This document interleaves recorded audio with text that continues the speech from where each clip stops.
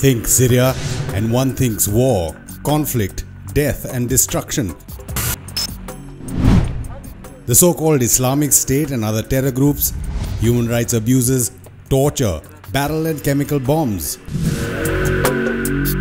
It's not called the most complicated conflict zone in the world for nothing. Russia, Iran and the US, the West, Arab countries, Turkey, Israel and Lebanon are all heavily involved either on President Bashar al-Assad's side or against his regime. Everyone though says they are fighting terrorists. While all of this is true, SNI documented many sites that are rarely seen as our team travelled to several parts of Syria for a series of reports. It's not easy getting to Syria. The SNI team of Amitabh, Revi and Prateek Suri though flew from Delhi to Beirut via the Gulf and crossed into Syria via road to Damascus. If we thought getting a visa was the most difficult part, we were mistaken. The standard reply from Indian tour operators was that there are no flights that can be booked to Syria because of international sanctions and air travel bans. The only way seemed through a fly-by-night operator with tickets via Kuwait. But he charged almost 1.2 lakh rupees per person, approximately $1,600, so we decided to fly to Beirut and drive across the border to Damascus. Our hospitality in Syria was taken care of by the government. The route from Manama, Bahrain to Beirut, Lebanon was over Saudi Arabia and Egypt, keeping away from Iraq and Syrian airspace. Avoiding Israel as well, we flew over the eastern Mediterranean Sea and then into Beirut.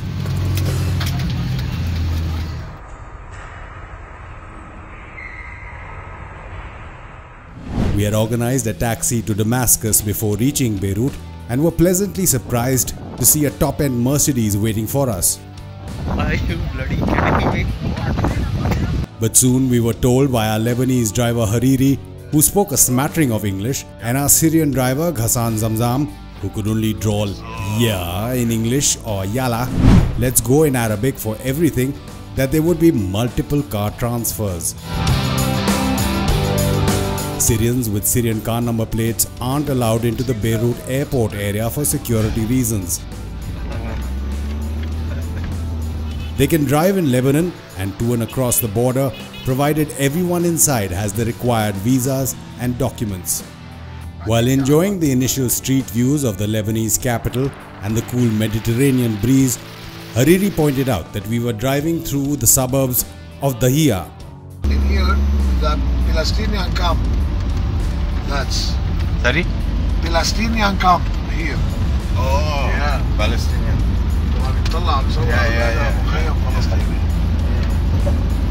It's a well-known Hezbollah stronghold and home to about 20,000 Palestinian refugees. Through our drivers' phones, we managed to send a WhatsApp message of the recording equipment we are carrying. This is Amitabh, Indian journalist.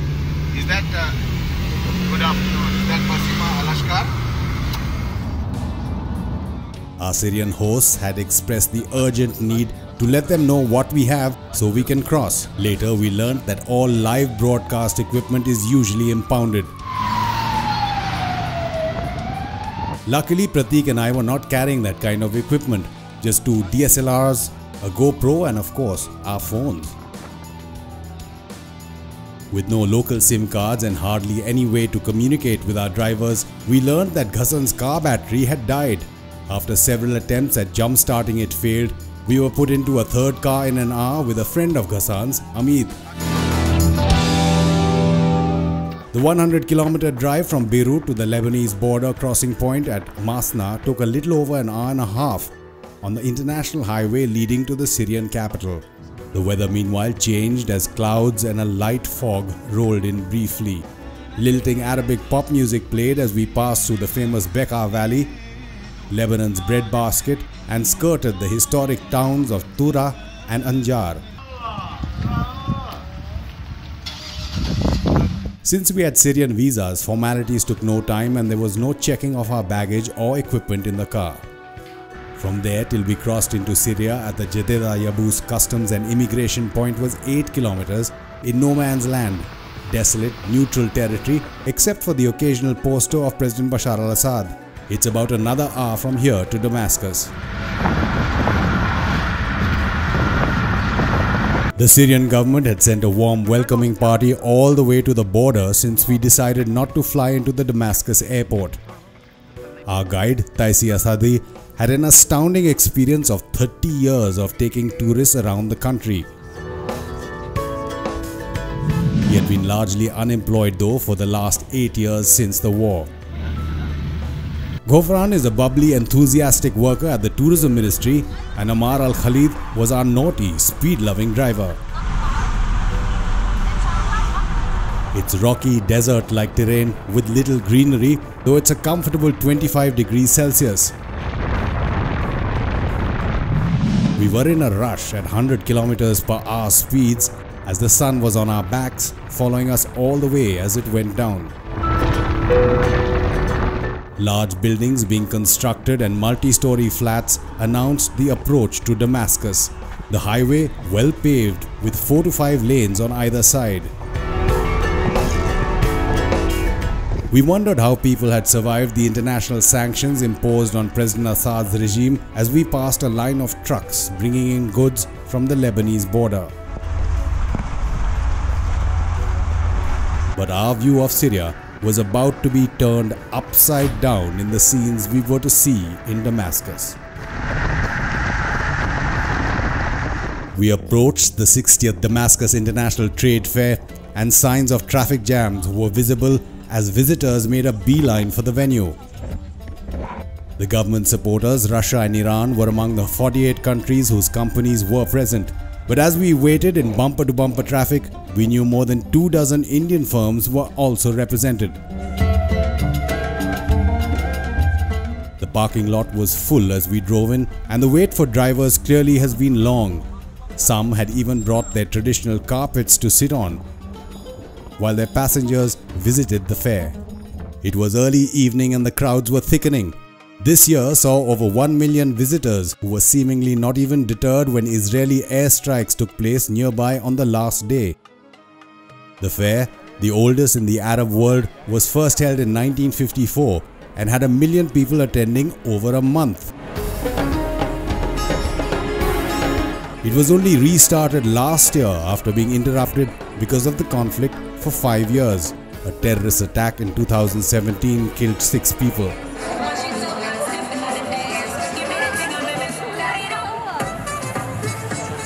In 2018 though, the atmosphere was more carnival-like, with people thronging the 1.2 million square meter new fairgrounds till closing time at 10 p.m. Western and Arab music playing in the background, and even a toy train to entertain the kids. Food stalls were doing brisk business, and with Big Brother watching, twins cooked up a delicious shawarma for us.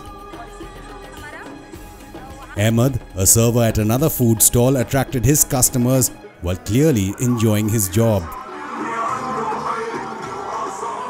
Officially, 1,722 companies from 48 countries took part, 27 through their embassies and 21 including from France, Britain, Spain and some Arab countries through agents.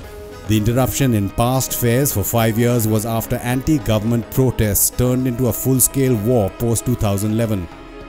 The government now is bolstered by military success against rebel and multiple jihadist groups, including Al-Qaeda's former affiliate and Daesh, the so-called Islamic State.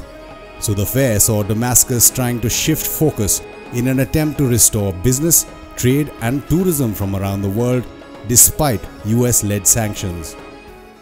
What is your message for Indian companies? So many Indian companies have come here. I told that Syria will be always for tourists, not for terrorists. So that we are all Indian company, Indian company, invited to visit Syria to see the real image of Syria, not what the terrorists of media that appear for Syria. You can see not the black pixels. You can see the mosaic of Syria, the true color of Syria. That color visible in many performances, including a locally adapted version of the Sufi whirling dervishes. The cultural mosaic even making us dizzy. India was represented by over 30 companies and associations trying to connect with buyers of goods as varied as tractors, rice and transformers. Indian houseware firm Triveni's owner Kishore Gangar saw his stainless steel products as a shining example of what Syrian housewives desire but can't get because of sanctions. We were not expected so much, but it has been a tremendous response the people of Syria had given us. There are many criteria, like some of the products they have not seen, some of the prices, they were unexpected prices, and the quality. These are the three things where we can think we can beat China. While China also had a sizable contingent, the only unofficial US presence was of a 1970s Dodge Challenger with a Syrian number plate. America continues to reject reconstruction funding or dropping sanctions until a political settlement is made. Is Syria ranking at 174 among 190 countries in the Ease of Business Index 2017? That's something that the Syrian government is keen to change. And that was clearly an atmosphere the people who came out for the Damascus trade fair were also keen to reverse. And they displayed that with their footfall, over 1 million people. Even if it was past 10:30, the night couldn't have ended on a better note than with Ghofran, our tourism ministry companion, playing Arab pop music on the way to the hotel,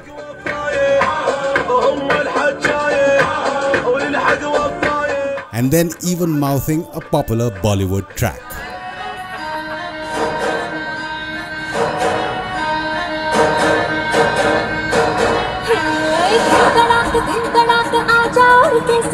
पैरों से बेड़ी जरा खोल न गाने संग ढोल बाजे ढोल